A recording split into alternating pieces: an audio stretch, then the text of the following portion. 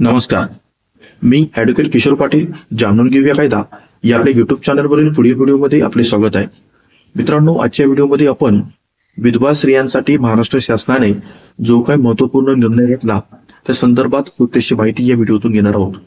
मित्रांनो, आपल्या सगळ्यांना माहीत असेल की ज्या वेळेस सक्सेशन सर्टिफिकेट घ्यायला आपण कोर्टात जातो तर त्यावेळेस मात्र प्रॉपर्टीच्या व्हॅल्युएशन इतकी स्टॅम्प ड्युटी तुम्हाला ही पेड करावी लागते.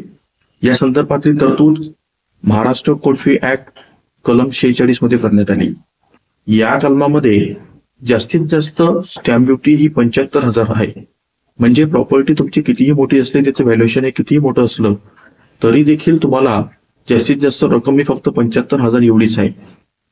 त्यामुळे बऱ्याच लोकांना ही रक्कम मोठी वाटत असल्यामुळे, सर्वसामान्यांना ती स्टॅम्प ड्युटी परवडत नसल्यामुळे काही लोकांनी याच्यावरती रीट दाखल केल्या होत्या आणि त्या रीटच्या अनुषंगाने महाराष्ट्र शासनाने हा निर्णय घेतला.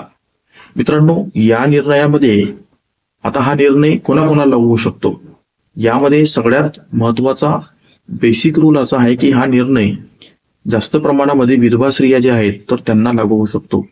त्यामध्ये त्यांना लेटर ऑफ ऍडमिनिस्ट्रेशन, प्रोबेट किंवा विल संदर्भात काही दाखले घ्यायचे असते न्यायालयाकडनं, तर अशा परिस्थितीमध्ये त्यांना आता 75,000 ऐवजी फक्त 10,000 रुपये एवढी स्टॅम्प ड्युटी पेड करावी लागेल.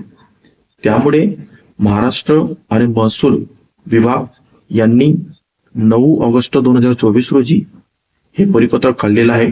ते परिपत्रक जर तुम्हाला हवं असेल तर मी ते आपल्या व्हिडिओच्या डिस्क्रिप्शन बॉक्सच्या लिंकवर दिलेले आहे. त्याच्यावर क्लिक करून तुम्ही ते परिपत्रक डाउनलोड देखील करू शकता. धन्यवाद.